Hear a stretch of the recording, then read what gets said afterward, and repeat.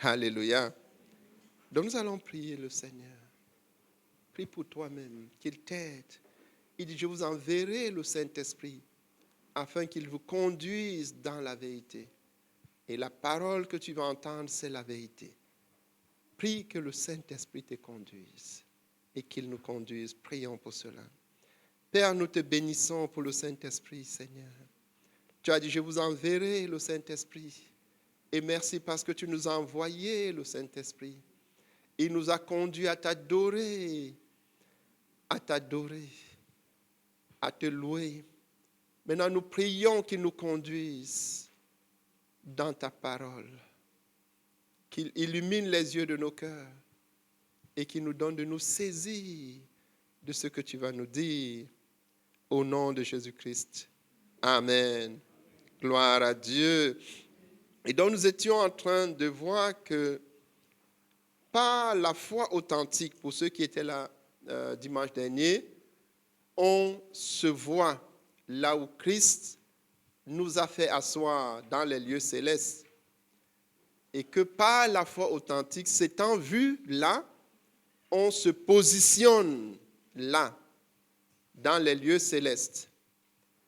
Et que par la foi authentique, à partir de cette position dans les lieux célestes, on transfère ces bénédictions spirituelles vers le lieu du besoin et que par la foi authentique, on les convertit en provision pour un confort optimal du voyage.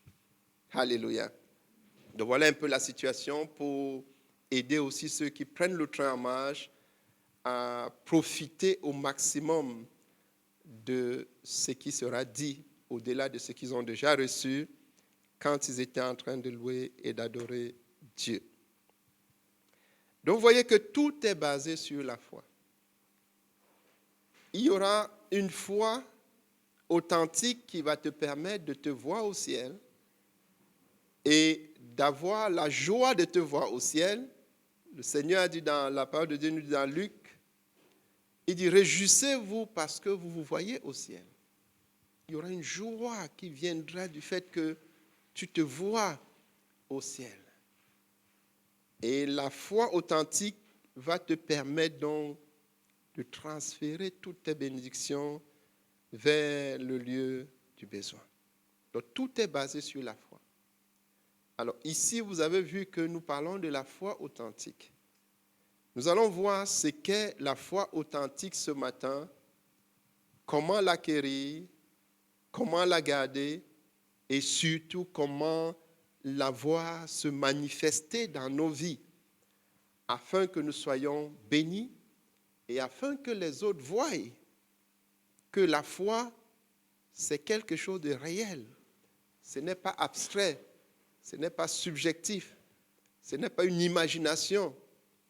Et qu'en voyant, ils soient aussi encouragés à chercher cette foi authentique.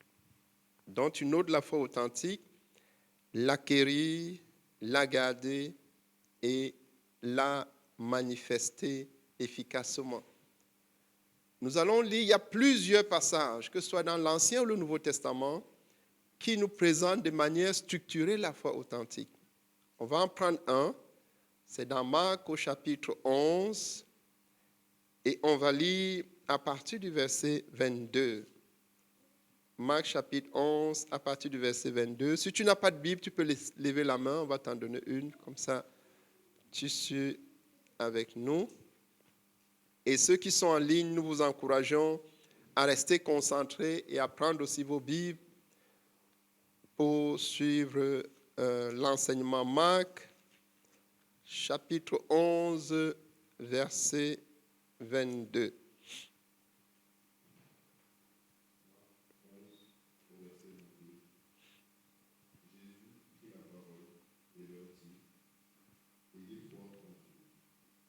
Je vous le dis en vérité, si quelqu'un dit à cette montagne, ôte-toi de là et jette-toi dans la mer, et s'il ne doute point en son cœur, mais croit que ce qu'il dit arrive, il le verra s'accomplir.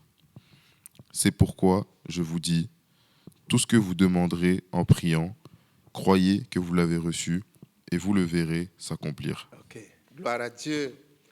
Donc ici, il y avait eu un incident. Les disciples avaient vu le figuier sécher par l'intervention du Seigneur Jésus. Et ils étaient tellement surpris, tellement émerveillés, ils ne comprenaient pas. Et donc Jésus est parti de cet incident-là pour enseigner les disciples sur la foi authentique. Et la première chose qu'il dit au verset 22, il dit « Ayez foi en Dieu ». Donc la foi authentique, c'est la foi en Dieu, ou la foi dans Dieu, ou on peut encore dire la foi de Dieu. Donc la première chose importante concernant la foi authentique, c'est qu'elle est de Dieu. Elle vient de Dieu, elle a pour source Dieu, elle a pour auteur Jésus. La Bible dit dans Hébreux 12 au verset 2 que Jésus est le chef, ça veut dire l'auteur de la foi. Et d'ailleurs, il en est aussi le consommateur. Ça veut dire celui qui va fortifier. Mais il est d'abord le chef. Le chef, ça veut dire l'auteur, la source, l'origine. Donc, Jésus dit, ayez foi en Dieu. Ayez la foi dans Dieu. Ayez la foi de Dieu. Donc, la foi authentique a une source. Elle a un auteur. Elle a une origine. C'est Dieu. Toute foi qui ne vient pas de Dieu n'est pas authentique. Ça, c'est la toute première chose. Il dit, ayez foi en Dieu. Ayez foi dans Dieu. Ayez la foi de Dieu. C'est-à-dire que la foi qui a pour source Dieu. La foi authentique a pour auteur Dieu, pour source Dieu. Ça, c'est la première chose importante. La foi authentique est quelque chose qui va se produire dans le cœur de l'homme. C'est une faculté.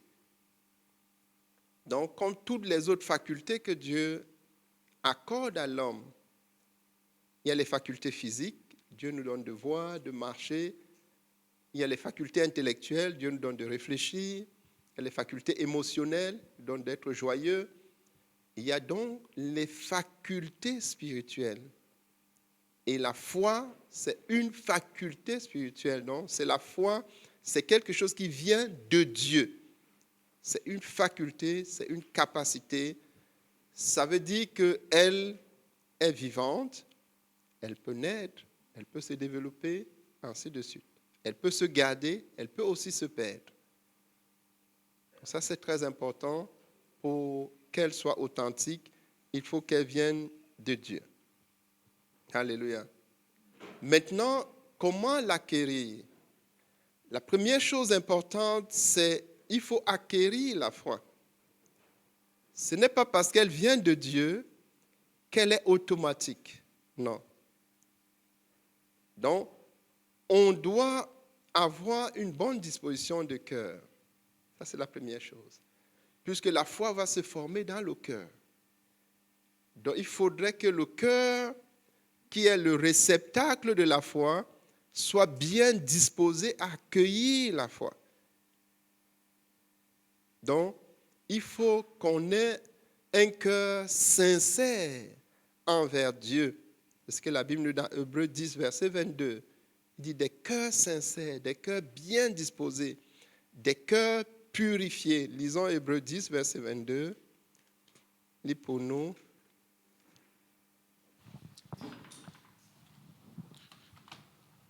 Hébreux 10, au verset 22. Approchons-nous avec un cœur sincère, dans la plénitude de la foi, les cœurs purifiés d'une mauvaise conscience et Donc, le corps. Approchons-nous. Oui. Donc, il faut déjà t'approcher de Dieu. C'est le cœur qui s'approche de Dieu. Donc ça, c'est la première chose. Ensuite, il dit que nous devons nous approcher avec des cœurs sincère. Il faut être sincère envers Dieu. Et dire à Dieu, je reconnais que sans toi, je ne peux pas avoir la foi. Et dire à Dieu, j'ai besoin de la foi. Je n'ai pas la foi, j'ai besoin de la foi. Donc, il faut être sincère envers Dieu. Et lui dire que la foi, ce n'est pas quelque chose que tu vas essayer d'obtenir par des techniques humaines, non. Donc ça, c'est la première chose. Tu t'approches de Dieu. Parce que c'est dans un processus de cœur à cœur que la foi qui est en Dieu va se transférer en toi. Puisqu'il dit, ayez la foi de Dieu. C'est-à-dire que la foi qui va venir de Dieu pour entrer dans ton cœur. Donc tu ne peux pas être à distance et vouloir que Dieu balance la foi, non. Donc première chose, tu t'approches de Dieu. Donc tu t'approches de Dieu. Tu changes ton attitude envers Dieu. Avant, tu étais loin de Dieu. Tu t'approches de Dieu. Première chose. Deuxième, tu t'efforces à avoir un cœur sincère. Tu dis à Dieu, je ne connais pas. Tu peux même dire à Dieu, tu n'existes pas. Il y a une expérience merveilleuse de quelqu'un qui est devenu, après un très grand homme de Dieu, qui a influencé l'humanité. Comment ça s'est passé? C'était un agnostique. Il disait qu'il ne croit pas en Dieu. Il a rencontré des frères qui présentaient l'évangile et ils lui ont dit, moi ce Dieu-là, je ne crois pas, Dieu n'existe pas. Et les frères partant de ce passage, ils lui ont dit, non, c'est ok, comme tu es sincère, dis donc que je suis sincère envers toi, Dieu, tu n'existes pas. Et il a dit ça. Et dès qu'il a dit ça, frère, Dieu s'est révélé à lui. Qu'est-ce qui s'est passé? Il avait un cœur sincère. Il n'était pas hypocrite pour faire comme si, non, il était sincère. Il a dit, Dieu n'existe pas.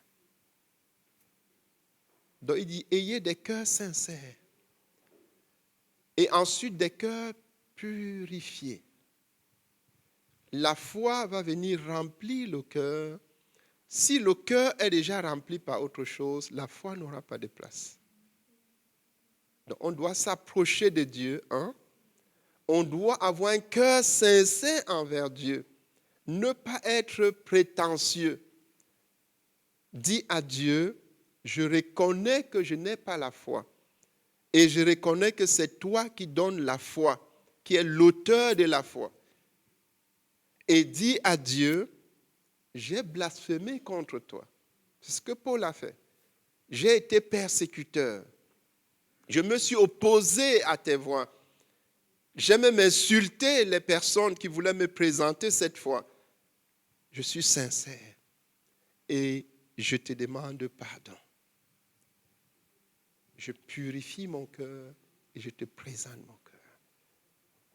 Il faut s'approcher de Dieu. Il faut avoir un cœur sincère. Dieu tient beaucoup à la sincérité. Il faut être sincère. Et frères et sœurs, il vaut mieux être sincère parce que nous ne pouvons rien cacher à Dieu. La Bible nous dit que Dieu sonde les cœurs et les reins. Donc il vaut mieux que tu prennes de l'avance et que tu dis à Dieu. Parce que même si tu ne le dis pas à Dieu, Dieu saura si ton cœur est sincère ou pas. Donc il vaut mieux être sincère. Et lui dit, oh Dieu, comme tu vois là, je ne te connais pas. Je n'ai pas la foi. Mais je vois que j'ai besoin de la foi. Je vois qu'il me faut la foi. J'ai besoin de la foi. Et ensuite, tu ne t'arrêtes pas là. Il dit que le cœur, continue la lecture. Il dit que les cœurs doivent être purifiés. Parce que tu dois nettoyer le réceptacle pour qu'il reçoive La foi, c'est quelque chose de pur. C'est quelque chose de tellement pur qu'elle ne peut pas venir se diluer dans ce qui est impur,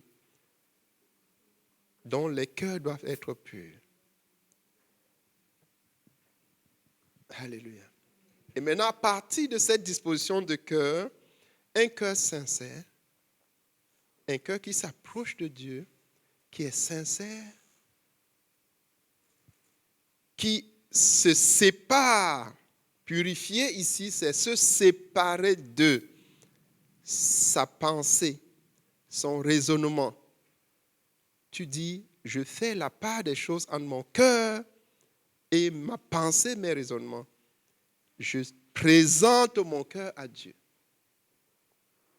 Tu le sépares de tes raisonnements. Et quand tu l'as présenté à Dieu, la parole de Dieu te sera donnée. Toute personne sincère à avoir la foi, Dieu va pourvoir à cette personne l'opportunité d'entendre la parole de Dieu. Dieu pourvoira toujours une opportunité. Parce que la foi vient de la parole de Dieu qu'on entend. Donc Dieu va faire que tu entends l'évangile, la parole de Dieu qui donne la foi. Si tu as eu à entendre plein de choses que tu considérais peut-être comme la parole de Dieu et que jusque-là tu n'as pas la foi authentique, Dieu va te donner une opportunité. Tu vas te retrouver peut-être comme tu te retrouves là ce matin et tu vas entendre la parole de Dieu. Et à partir de là, tu vas acquérir la foi. Donc tu notes que c'est à travers la parole de Dieu. Ça veut aussi dire quand tu es sincère, tu as peut-être des a priori, mais tu ne t'opposes pas. Tu dis, je vais quand même entendre. On ne sait jamais. C'est ça la sincérité. C'est de dire, je ne connais pas tout. Il y a des choses que je connais, mais je ne connais pas tout. Donc si on me dit qu'il y a une faculté qu'on appelle la foi, et que je peux la voir et qu'elle va m'aider, autant chercher à la voir. Donc je vais m'intéresser à la parole de Dieu. Je vais donner l'opportunité à la personne qui veut me présenter l'évangile de le faire. Je vais peut-être accepter l'invitation pour venir dans un lieu de culte comme celui-ci pour entendre la parole de Dieu. Et là, c'est pour acquérir la foi. Toujours au niveau de ce point, pendant que j'entends la parole de Dieu, je vais demander à Dieu de me donner la foi. Puisque c'est lui qui en est l'auteur. C'est pour ça je vais dire, ok, ce Dieu-là, même si je ne le connais pas, on m'a dit qu'il existe et qu'il est l'auteur de la foi. Je vais donc faire l'effort de m'approcher de lui. Je vais être sensible à sa parole. Je vais ouvrir mon cœur à sa parole. Donc, faire l'effort de faire taire ma pensée pour que mon cœur agisse. Parce que quand la pensée est en pleine action, le cœur, voilà, je fais taire un peu ma pensée. Paul dit que nous renversons les raisonnements et nous rendons la pensée captive. Donc, je mets ma pensée pour un petit instant entre parenthèses pour que le cœur fonctionne. Parce que la destination de la parole de Dieu pour qu'elle crée la foi, c'est le cœur. Et à partir de cette position-là, je me tourne vers Dieu. Même s'il est inconnu, ce qui est bien avec Dieu, quand on est sincère, même si on ne le connaît pas, si on crie à lui, il nous répond. Et je dis à Dieu, j'ai besoin de la foi. Si j'avais une petite foi, je dis à Dieu, comme les disciples l'ont dit, augmente-moi la foi. Je vois que ma foi n'est pas suffisante. Parce que quand les autres disent qu'ils se voient dans les lieux célestes, moi je ne me vois pas. Donc j'ai un problème. Ma foi n'est pas suffisante. Augmente-moi la foi. Ce sont les disciples eux-mêmes qui ont prié à Jésus. il dit, augmente-nous la foi. Donc, 3 choses à faire. La première, approcher ton cœur. Et pour approcher le cœur, fais l'effort de mettre tes pensées sous Dieu. Être sincère. Dis à Dieu, j'en ai besoin, je ne connais pas, il me manque quelque chose. Ne pas être prétentieux. Ne pas dire, parce que j'ai toujours été à l'église, bien parce que j'ai toujours été... Non. Si tu vois qu'il y a quelque chose que la foi doit produire et tu ne l'as pas, ça veut dire que ta foi n'est pas suffisante. Donc, quand Jésus a dit à Marthe, si tu crois, parce que je veux vraiment qu'on comprenne très bien ce point, Jésus n'était pas en train de dire que Marthe, c'est une incroyante. Parce que très souvent, quand on va encourager les frères à avoir la foi, ils vont penser que c'est un jugement, on est en train de dire qu'ils sont non-croyants. Non. Les disciples avaient cheminé avec Jésus pendant 3 ans. Et ils lui disent, et Jésus dit, vous êtes incrédules. Et ils ont été sincères. Ils ont reconnu qu'ils sont incrédules. Et qu'est-ce qu'ils ont fait? Ils ont dit à Jésus, augmente-nous la foi. Vous voyez cet homme qui était venu avec son enfant. Le fait d'être venu jusqu'aux disciples avec l'enfant signifiait qu'il avait la foi, une certaine foi. Il est venu.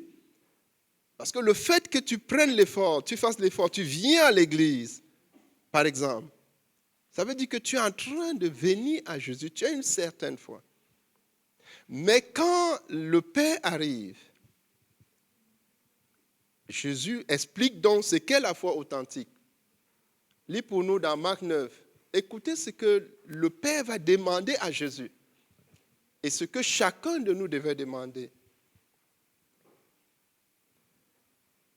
Marc chapitre 9, lis-moi à partir du verset 22. Marc 9, à partir du verset 22. Non. Et souvent, l'Esprit l'a jeté dans le feu et dans l'eau pour le faire périr. Mais si tu peux quelque chose, viens à notre secours et aie compassion de nous. Continue. Jésus lui dit, si tu peux, tout est possible à celui qui croit. Aussitôt, le père de l'enfant s'écria, je crois, viens au secours de mon incrédulité. Vous comprenez? Je crois, viens au secours de mon incrédulité.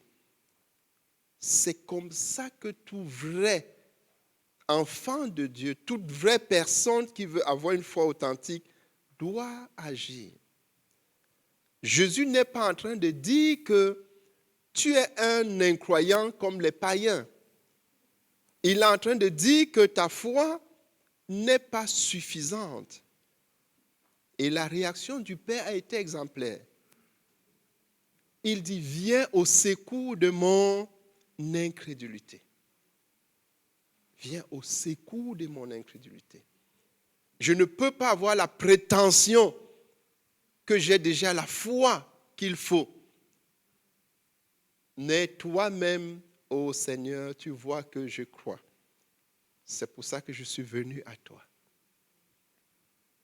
Et c'est cette attitude que nous devons avoir chaque fois quand nous venons à l'église. Parce que quand tu viens à l'église, tu t'approches de la parole de Dieu. Et on a vu que la foi vient de la parole de Dieu. Donc tu dois avoir l'attitude de ce Père qui dit, viens au secours de ma foi. C'est-à-dire, je dois sortir d'ici avec une foi qui est plus grande que celle avec laquelle je suis entré. Viens au secours de ma foi. Ça ne veut pas dire que tu es incrédule. Ça veut simplement dire que tu es quelqu'un qui a compris ce qu'est une foi authentique. C'est une foi qui va se développer. Et elle se développe par 3 moyens. 1, s'approcher du Seigneur. Toujours être en train de dire, est-ce qu'il y a encore quelque chose que je peux faire pour être plus proche de Dieu? Ne jamais avoir la prétention qu'on a cessé d'être proche de Dieu. Il dit approchons-nous. Vous voyez que c'est un présent continu. On doit toujours être en train de s'approcher. 2, on doit toujours être en train de sonder son cœur pour s'assurer qu'il est sincère,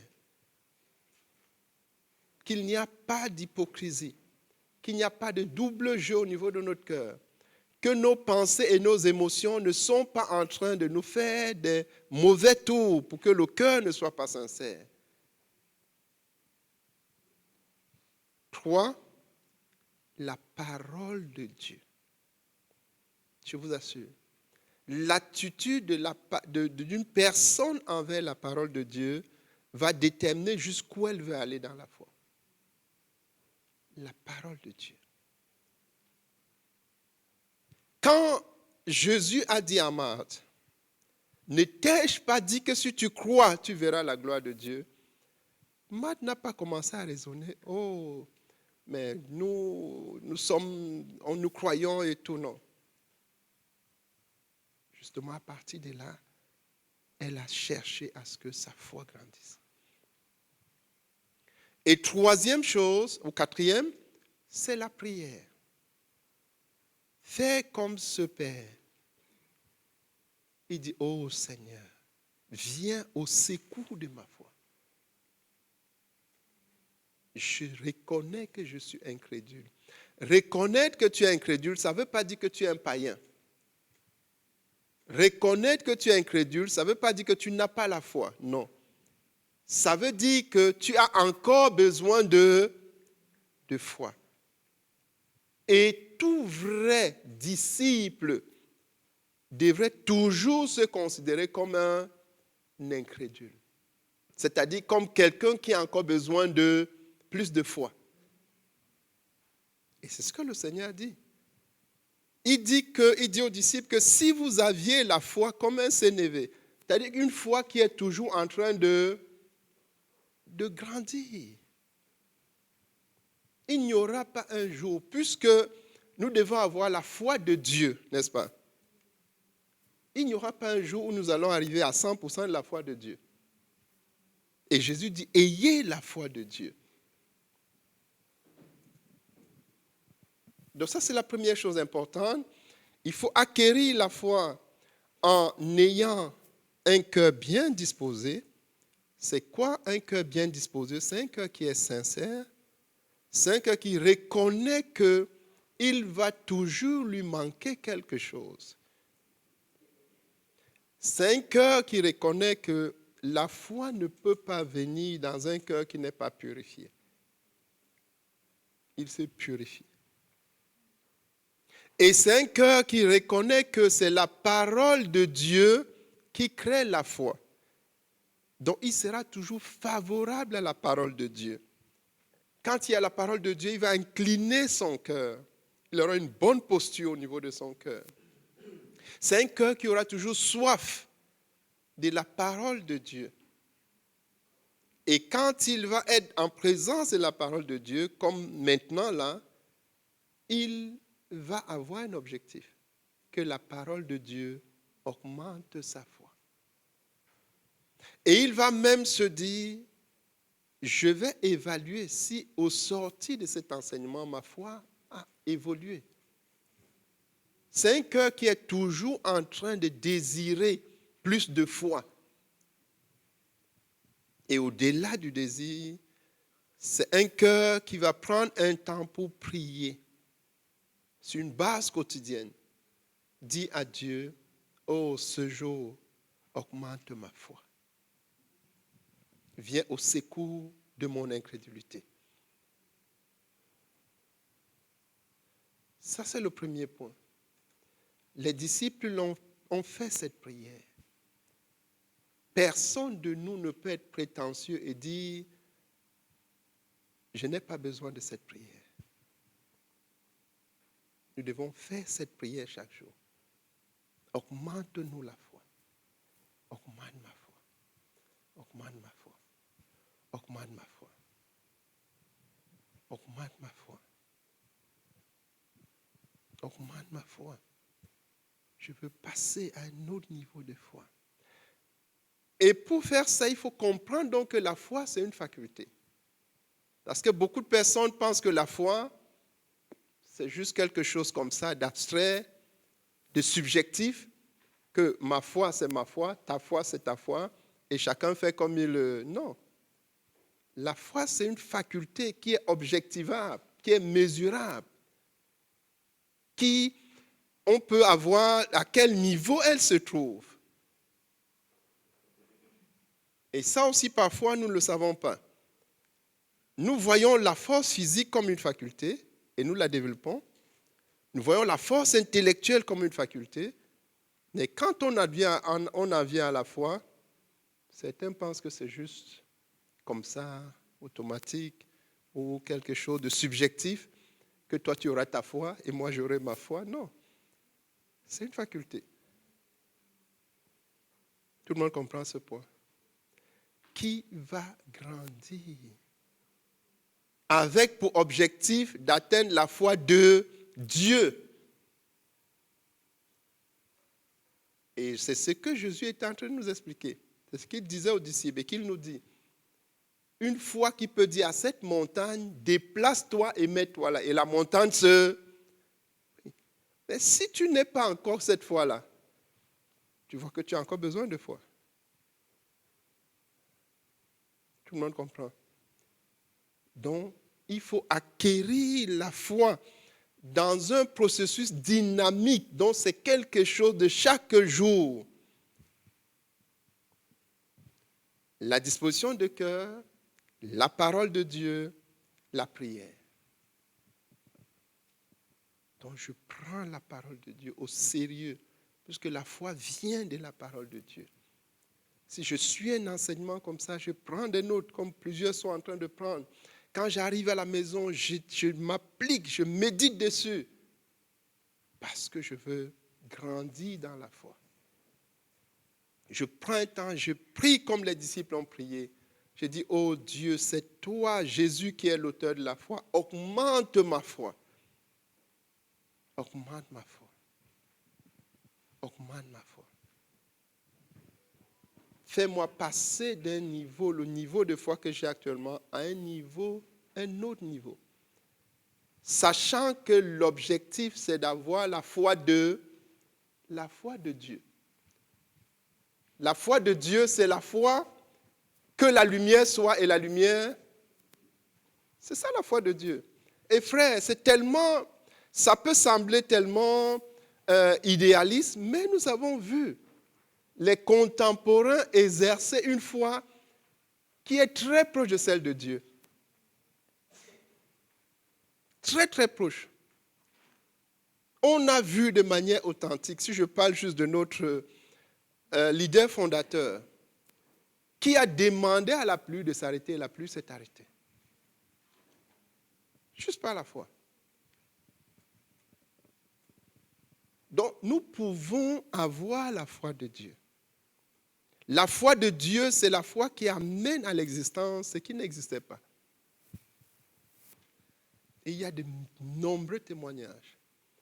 Vous voyez, quelqu'un n'a pas de jambes, jambe pousse, la jambe pousse. C'est la foi de Dieu. C'est la foi qui amène à l'existence ce qui n'existait pas. Et c'est ça que nous devons viser. Et le point important ici, c'est d'être en train d'acquérir et de grandir. Alléluia. Donc il dit, ayez la foi de Dieu. Deuxième point, nous devons garder. Ce point est important. Paul dit à Timothée, son enfant, dans le Seigneur, il dit, j'ai gardé la foi. J'ai gardé la foi. Garder la foi n'est pas automatique. Ça demande de faire l'effort de maintenir ses regards fixés sur le Seigneur qui est l'auteur et le consommateur de la foi. Et de maintenir ses regards fixés même quand il y a les vents contraires. S'efforcer à maintenir ses regards fixés sur Jésus. Garder la foi. Il dit, j'ai gardé la foi. Il y a eu des situations qui pouvaient l'amener à perdre la foi, mais il s'est efforcé. Garder la foi demande l'effort. Garder la foi demande de s'efforcer. C'est ce que Paul lui-même appelle le combat de la foi. Face aux épreuves, face aux difficultés, face à la persécution, je tiens ferme. Il dit, j'ai gardé la foi. Et il dit donc à Timothée de garder la foi. Il lui dit de garder la foi. De maintenir ses regards fixés désespérément sur Jésus, qui est l'auteur de la foi.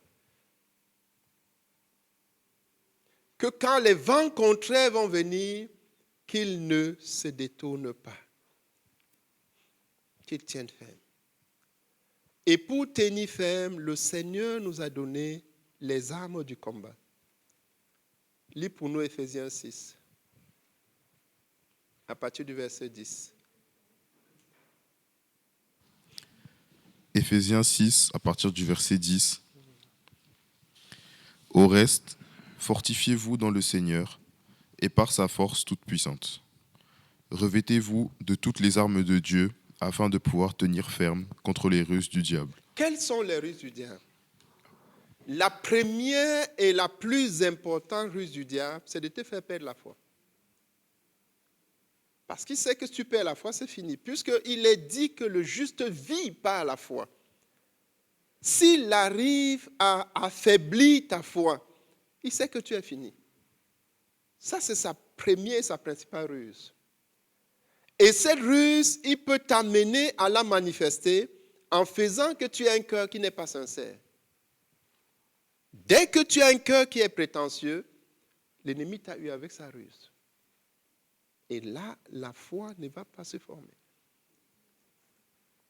Donc la principale ruse du diable, c'est de faire que tu perdes la foi. Ou bien c'est de faire que tu sois prétentieux et ne cherches plus à grandir dans la foi. Que tu penses que tu es arrivé et pendant que tu es là dans cet état, c'est là où il va te détruire.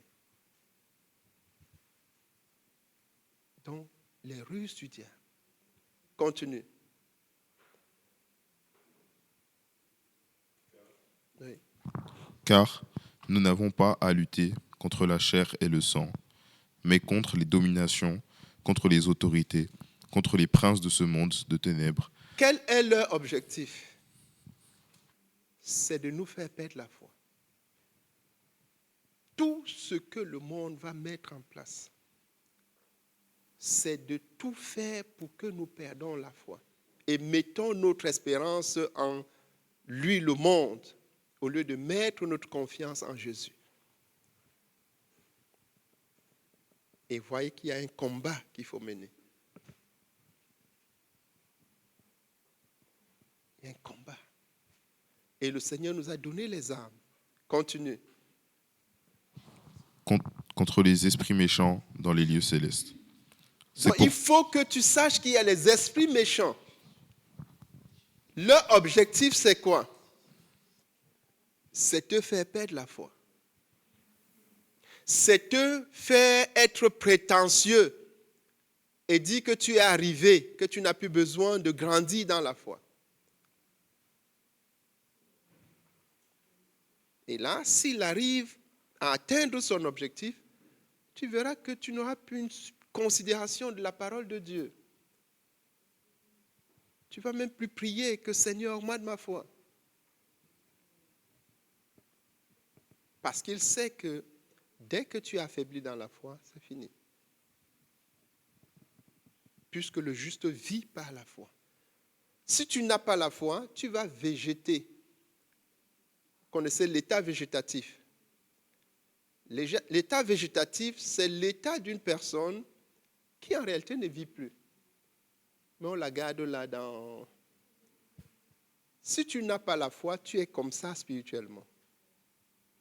Parce que le juste vit par la foi. Et ne pas avoir la foi, ça signifie ne pas avoir une foi authentique, c'est-à-dire une foi qui est en train de grandir. Continue. C'est pourquoi, prenez toutes les armes de Dieu, afin de pouvoir résister dans le mauvais jour et tenir ferme après avoir tout surmonté. Oui. Quelles sont ces armes? Tenez donc ferme, ayez à vos reins la vérité pour ceinture, La vérité. revêtez la cuirasse de la justice, Ça, c'est la première arme. La vérité, c'est la parole de Dieu. C'est la première et la plus redoutable arme du combat spirituel. La parole de Dieu. Si tu aimes la vérité, si tu t'affectionnes à la vérité, si tu te donnes à connaître la vérité,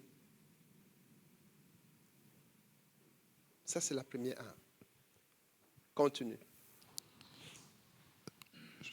revêtez la cuirasse de la justice, mettez pour chaussure à vos pieds le zèle que donne l'évangile de paix, prenez par-dessus tout le bouclier de la foi, avec lequel vous pourrez éteindre tous les traits enflammés du malin. Le bouclier de la foi avec lequel vous pouvez éteindre tous les traits enflammés du mal. Oui, c'est la foi. Et ici, vous voyez que ce n'est pas n'importe quelle foi. Donc si on dit avec la foi, tu vas éteindre tous les traits enflammés du mal, et que tu ne lis jamais la parole de Dieu, ta foi est au niveau basique, tu vas éteindre quel trait enflammé? Rien. Continue. Prenez aussi le casque du salut et l'épée de l'esprit qui est la parole de Dieu. Faites en tout temps par l'esprit toutes sortes de prières. Toutes sortes de prières. Nous devons prier. Et une des prières importantes, c'est Seigneur, garde-moi et augmente ma foi. La foi qui n'augmente pas diminue. Parce que la foi est dynamique. Si ta foi n'est pas en train d'augmenter, elle sera en train de diminuer. Continue. Et de supplication. Veillez à cela avec une entière persévérance. Veillez à cela avec une entière persévérance. Parce que le fait d'avoir commencé, c'est bien, mais il faut aller jusqu'au bout. Et la persévérance peut être davantage importante lorsque tu changes d'environnement. Tu changes de contexte, tu changes peut-être de pays, tu changes de milieu, tu changes de situation. Ça peut être une situation familiale, tu changes de circonstances. Il faut être persévérant. C'est-à-dire, il faut résister au fait que les nouvelles circonstances compromettent ta croissance dans la foi. Tout le monde comprend.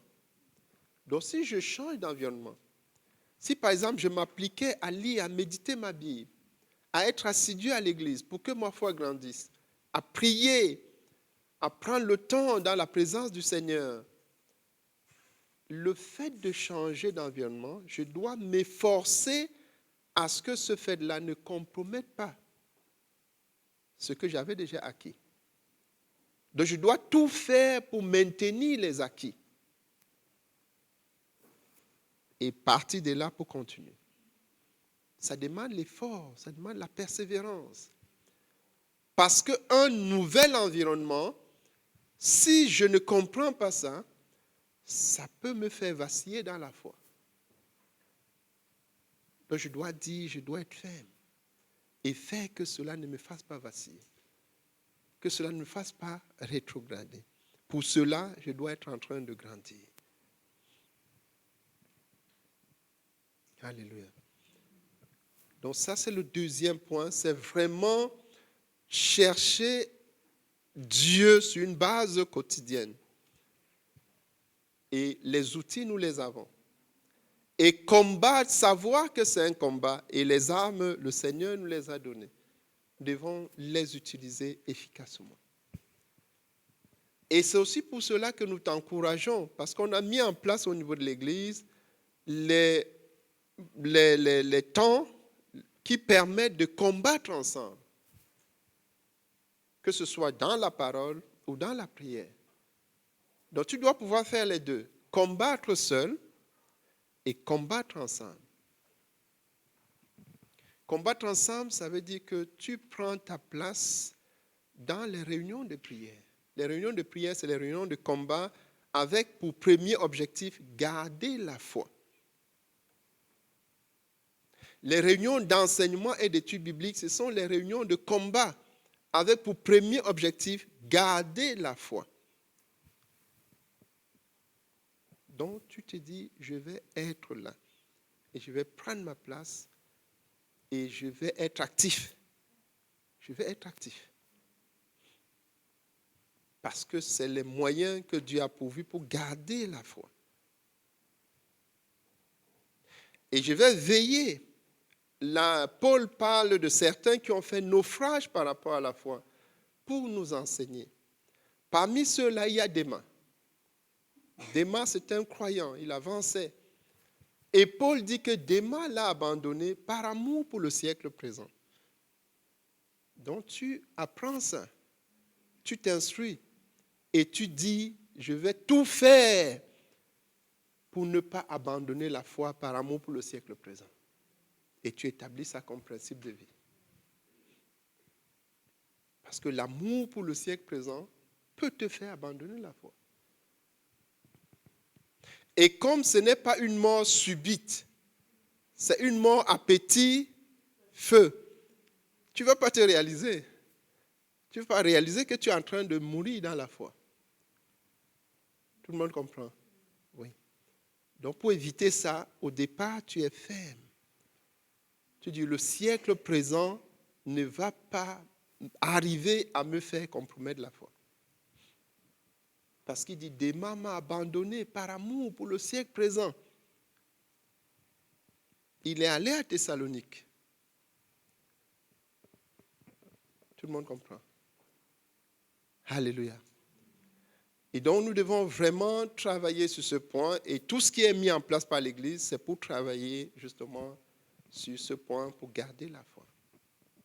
Troisième point, pour terminer, une foi authentique se manifeste. La Bible nous dit dans Hébreux 11, au verset 1, que la foi, c'est une démonstration. J'insiste sur ce point. La foi n'est pas abstraite. La foi, c'est une démonstration. Elle se manifeste. Et Jacques dit que la foi se montre. La foi se montre. La foi, c'est une faculté qui se montre, qui se démontre, qui se manifeste. Et le Seigneur nous a donné les métriques pour voir si nous sommes dans la foi. Il dit c'est une démonstration. Tout le monde comprend? C'est une démonstration. Donc si je demande, et toi tu demandes, et si c'est la même démonstration, ça devait arriver au même objectif, oui. Tout le monde comprend? Au même. Puisque c'est une démonstration. Les petits niveaux de démonstration, là, les démonstrations scientifiques, on prend une éprouvette, on mélange, on fait ça. Mais ça donne tout le même résultat. À quelque chose près.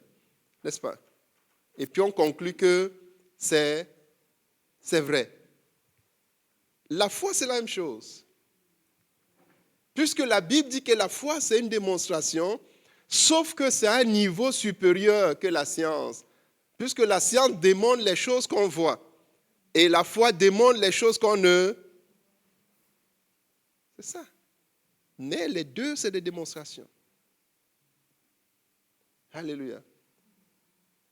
Donc, ce point est capital, frère. La foi n'est pas quelque chose d'abstrait. La foi n'est pas subjective. Jacques dit, montre-moi ta foi avec les œuvres. Donc, il n'y a pas une foi avec les œuvres et une foi sans œuvre. La foi sans œuvre, c'est une foi qui est... Oui, ce n'est pas une foi authentique. Donc, il y a une seule foi authentique qui va grandir. Ce n'est pas une question de dénomination. Ce n'est pas une question de j'appartiens à tel nom. C'est une question claire. Quel est l'auteur? L'auteur doit être Dieu. J'acquiers cette foi d'où? La parole de Dieu. Et toi, comment est-ce qu'elle se manifeste? Ce n'est pas subjectif. Tout le monde comprend ce point. Subjectif, ça veut dire que ça ne dépend pas de... Donc moi, je n'aurai pas ma manière de manifester et toi, ta manière de manifester. Non. C'est une démonstration. Donc c'est objectivable. Donc on peut mesurer et quantifier et voir si tu as la foi ou pas. Tout le monde comprend ce point. Parce qu'en général, quand nous allons encourager les gens, que ce soit les personnes que nous amenons au Seigneur, ils te disent que non, moi j'ai ma foi. Ça c'est la tienne, moi j'ai la mienne. Non. Ça, la foi authentique, il n'y a pas la tienne, la mienne, non. Tout le monde comprend ce point. Hein? Oui. Il y aura donc la manifestation de la foi. Première manifestation, c'est la vraie conversion. Donc si quelqu'un te dit « je crois » et il ne se convertit pas et il résiste à se convertir, ce n'est pas la foi authentique. Toute personne qui a la foi authentique se convertit à Christ. Donc ça, c'est une métrique simple. Si quelqu'un dit « je crois » et résiste à la conversion, sa foi est contrefaite. Elle n'est pas authentique. Parce que celui qui croit se convertit. La Bible dit dans Acte 11, verset 21, qu'il crut et se... Oui. Vous comprenez, frère? Donc si quelqu'un dit « moi je crois », ok, toi tu crois, c'est ta foi, tu t'es converti, c'est bien pour toi. Mais moi je crois et je ne veux pas me convertir. Est-ce qu'on parle de la même foi? Pas du tout. Pas du tout. Celui qui croit se convertit, c'est la foi de Dieu. Celui qui croit et ne se convertit pas, c'est la foi des démons. C'est deux choses totalement différentes. Ou sa propre foi à lui. Ou la foi des traditions humaines. Mais il y a la foi de Dieu. Il dit, ayez la foi de Dieu. Celui qui a la foi de Dieu, il croit et se convertit. Converti, ça veut dire quoi? Ça veut dire qu'il change son mode de vie. Il fait de Jésus son Seigneur et il se donne à lui. Il convertit sa manière de penser. Il se convertit.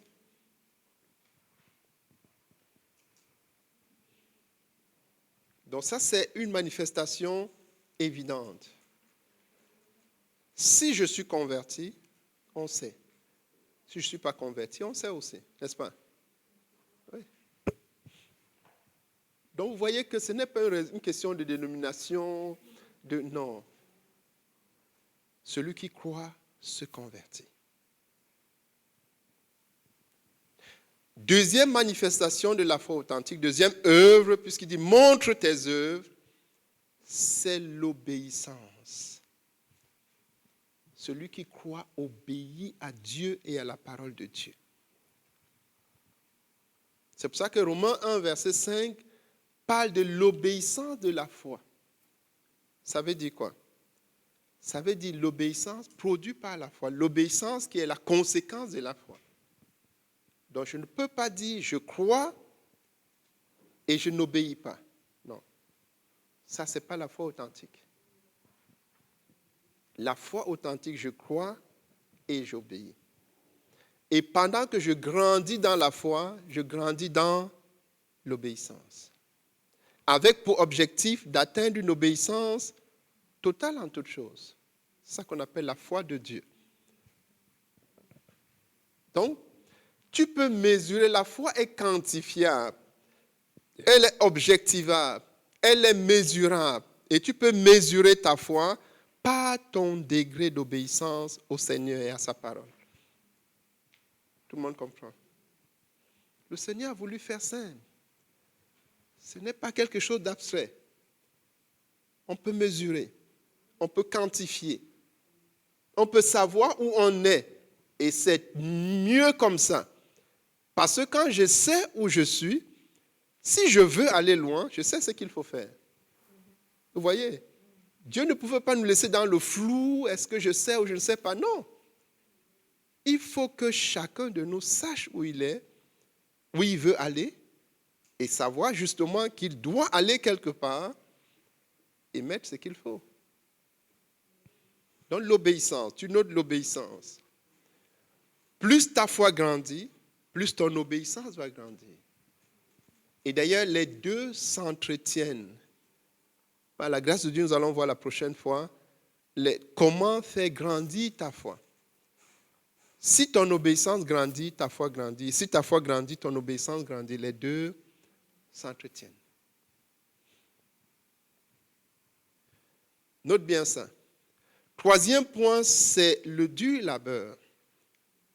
Nous avons dit que la foi te permet de te positionner, de transférer tes bénédictions et de les convertir. Donc là, au niveau de la conversion, il y a la manifestation de la foi par le dur labeur. Les croyants devraient être ceux qui travaillent le plus dur pour ne pas faire de Dieu un menteur. La paresse, un paresseux, c'est un pire ennemi de Dieu. Parce qu'il est dans une logique où il va même inconsciemment faire de Dieu un menteur. Il va vouloir faire de Dieu un menteur. Donc il va vouloir démontrer que ce que Dieu a dit là, ce n'est pas vrai. Puisqu'on ne le voit pas s'accomplir dans sa vie. Donc une foi authentique, tu notes qu'elle se manifeste par le travail dur. Celui qui croit travaille dur. Parce qu'il doit convertir ses bénédictions spirituelles en provisions matérielles. Ça, c'est le travail dur. Donc, un étudiant, par exemple, qui se donne et n'étudie pas 8 heures par jour, il est en train de trahir Dieu.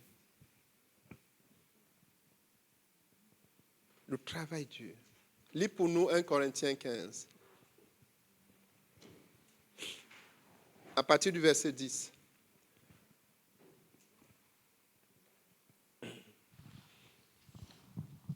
« 1 Corinthiens 15, à partir du verset 10. « Par la grâce de Dieu, je suis ce que je suis, et sa grâce envers moi n'a pas été vaine. Loin de là, j'ai travaillé plus que tous. » J'ai travaillé plus que tous. Pour démontrer quoi? C'est Paul qui parle. Pour démontrer que j'ai la foi. J'ai travaillé plus que tous pour démontrer que je crois. Donc la foi authentique, ce n'est pas l'appel à ce que tu dors et Dieu fait tout, non. La foi authentique, c'est l'appel au travail dur. Il dit, j'ai travaillé plus que tous pour ne pas faire de Dieu un menteur. J'ai travaillé plus que tous. Travail spirituel, travail intellectuel, travail physique, plus que tous. Un paresseux ne croit pas en Dieu. C'est la foi des démons. Et d'ailleurs, même le démon ne pensait pas, il travaille aussi, parfois très dur. Donc, la foi authentique se manifeste par le fait de décider d'abandonner la paresse et l'aisance et le moindre effort et de s'établir dans le travail dur. Chacun de nous, spirituellement, intellectuellement, pratiquement. S'il te donne de faire quelque chose, tu devais le faire de telle sorte que tu sois celui qui le fait au mieux. Parce que tu es enfant de Dieu. Parce que tu crois en Jésus. C'est ça la foi authentique. Donc chaque enfant de Dieu, si je prends les étudiants qui sont là, tu devais étudier de telle sorte que on puisse dire de toi que tu es celui qui étudie le plus. Pourquoi? Parce que tu crois que Dieu t'accorde la réussite. Et comme tu crois que Dieu t'accorde la réussite, cela ne doit pas en être autrement. Parce que si finalement il n'y a pas la réussite, tu fais de Dieu un... Oui. Et comme il faut absolument qu'il y ait la réussite, qu'est-ce que tu fais? Tu travailles dur. Tu travailles. La foi se manifeste par le dur labeur. Tu mets de côté l'aisance, la paresse. Les paresseux sont les ennemis de Dieu. Parce qu'ils sont en train de vouloir glorifier le diable en disant que Dieu, ce qu'il a dit n'est pas vrai. Tout le monde comprend. Travail dur. Pour dire, Jésus, je crois. Je crois. Croire, ça veut dire, je sais que ça va s'accomplir. Et comme je sais que ça va s'accomplir, je travaille extrêmement dur pour que ça s'accomplisse. C'est ça. Vous comprenez? Et si tu es jeune, et comme tu crois, entre dans le dur labeur. Commence à travailler dur. Détermine-toi qu'après l'école, tu vas étudier 3-4 heures chaque jour. C'est ça le disciple, c'est ça le croyant. Sinon, ce n'est pas la foi authentique. Dernier point, la foi authentique se manifeste par l'audace. Par la hardiesse. L'audace, c'est quoi? C'est oser faire ce que tu n'aurais pas pu faire autrement. C'est l'audace. Quand vous regardez le livre des Actes des Apôtres, on peut aussi le baptiser le livre des Actes de foi. C'était l'audace. Oui. L'audace. Il faut être audacieux. Il faut oser. Nous voyons ici, si on prend le cas de Philippe, il n'y a pas beaucoup de temps, juste pour terminer dans ce cas, avec ce cas. Nous voyons, c'était juste un diacre. Il n'était même pas parmi les apôtres. Mais il a eu l'audace d'approcher un ministre de ce qui était à l'époque la deuxième plus grande puissance économique et militaire du monde, l'Éthiopie. Et le ministre, c'était le ministre des Finances. Il a eu l'audace de l'approcher et de lui prêcher l'évangile et de le conduire à Christ et de lui donner les conditions de Christ. Il n'a pas dit, je vais verser quelques gouttes d'eau. Il a dit, il faut te baptiser. Et il a amené l'eunuque dans l'eau. Ils se sont baptisés. Il s'est fait baptiser. Ça, c'est l'audace. Et l'audace, c'est une manifestation de la foi authentique. C'est l'audace. C'est oser. Puisque c'est ça la foi. La Bible nous dit que la foi, c'est l'assurance des choses qu'on ne voit pas encore, mais qu'on sait qu'elles vont s'accomplir. Et quand tu as l'assurance, tu oses. Tu oses. Donc l'audace va nous permettre de briser les plafonds de verre. Tu arrives, il y a une limitation, qui est une limitation due aux aléas de la vie ou tout ça. Toi, tu crois, et parce que tu crois, tu viens ôter la limitation. C'est ça l'audace. Et si vous lisez et étudiez le livre des Actes des Apôtres, tous les apôtres étaient audacieux. Tous les disciples étaient audacieux. Alléluia. Ainsi de suite, on va s'arrêter là faute de temps. Nous allons juste prier que le Seigneur nous aide. Nous avons dit que l'auteur de la foi, c'est Jésus. Dieu travaille avec nous. La part de Dieu est garantie. Que chacun de nous fasse sa part pour véritablement acquérir, garder et manifester cette foi authentique. Prions pour cela. Père, nous te bénissons, notre Dieu. Merci parce que tu es l'auteur de la foi. Nous pouvons nous approcher de toi avec des cœurs sincères pour acquérir cette foi. Tu nous as dit ce qu'il faut pour la garder. Tu nous as montré comment la manifester. La foi n'est pas quelque chose de subjectif, elle n'est pas abstraite, c'est une démonstration, Seigneur. Aide chacun de nous à grandir dans la foi, à utiliser ces ressources que tu as mises à notre disposition pour grandir, pour se développer, pour surtout garder la foi dans un monde hostile, pour garder la foi dans les temps et les moments difficiles, pour garder la foi. Et tu nous as donné les métriques, que chacun puisse savoir où il se trouve. Tu veux que nous soyons audacieux, que chacun de nous puisse oser ce qu'il n'aurait pas osé autrement, que nous puissions travailler dur spirituellement et pratiquement pour te glorifier.